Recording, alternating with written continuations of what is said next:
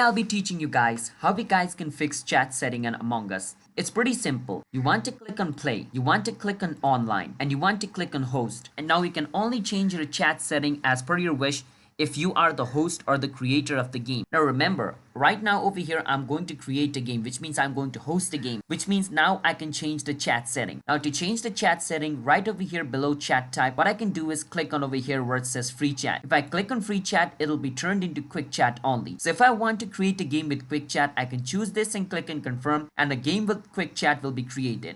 And if I want to create a game with free chat, I need to click on this and switch it into free chat and click and confirm, and a game with free chat will be started. And I can also click on over here where it says English and change the language into whichever one I like. After I change the language into whichever one I like, whatever other people types in the chat, it'll be translated to this language to me. But I would like to go with English, so I will just click on English. So that is basically the chat setting you can change. You can change the chat type and chat language, click and confirm, and the game will start. So that is basically how we guys can fix chat setting on Among Us.